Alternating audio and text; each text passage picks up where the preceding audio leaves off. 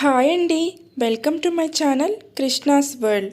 ఈరోజు నేను ఈ వీడియోలో చాలా బేసిక్గా ఈజీగా సేమియా పాయసం ఎలా చేసుకోవాలో చూపిస్తున్నాను.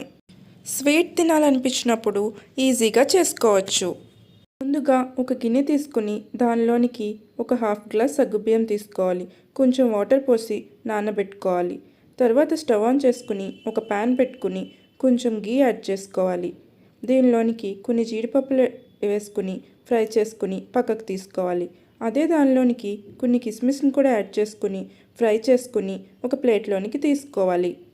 తరువాత ఏ గ్లాస్తో అయితే సగ్గుబియ్యం తీసుకున్నామో అదే గ్లాస్తో హాఫ్ గ్లాస్ సేమియా కూడా వేసుకుని ఫ్రై చేసుకుని పక్కన పెట్టుకోవాలి. స్టవ్ ఆన్ చేసుకుని ఒక గిన్నె పెట్టుకోవాలి. ఒక గ్లాస్తో మనం సేమియా సగ్గుబియ్యం తీసుకున్న గ్లాస్తోనే 2 గ్లాసులు పాలు వేసుకోవాలి. 2 గ్లాసుల పాలకి 2 గ్లాసులు నీళ్ళు వేసుకుంటే సరిపోతుంది. పాలు ఇంకొంచెం చిక్కగా ఉన్నట్లయితే ఇంకొక గ్లాస్ నీళ్లు వేసుకోవచ్చు. ఈ పాలు పొంగొచ్చిన తర్వాత దీనిలోనికి ముందుగా నానబెట్టుకున్న సగ్గుబియ్యంని యాడ్ చేసుకోవాలి. ఇదంతా బాగా మిక్స్ చేసుకుని సగ్గుబియ్యం ఉడికేంత వరకు ఉడికించుకోవాలి. సగ్గుబియ్యం సగం ఉడికిన తర్వాత దీనిలోనికి ముందుగా ఫ్రై చేసి పెట్టుకున్న సేమియాని యాడ్ చేసుకోవాలి.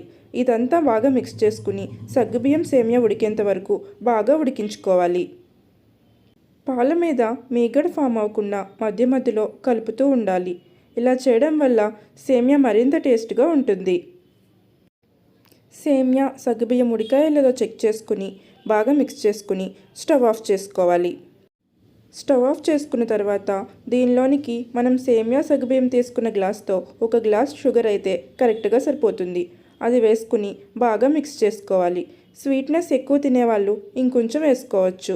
చిటికెడు సాల్ట్, కొంచెం ఇలాచీ పౌడర్, ముందుగా ఫ్రై చేసి పెట్టుకున్న డ్రై ఫ్రూట్స్ని వేసుకుని బాగా మిక్స్ చేసుకుని సర్వ్ చేసుకోవచ్చు. ఎంతో టేస్టీ అయిన సేమియా పాయసం రెడీ.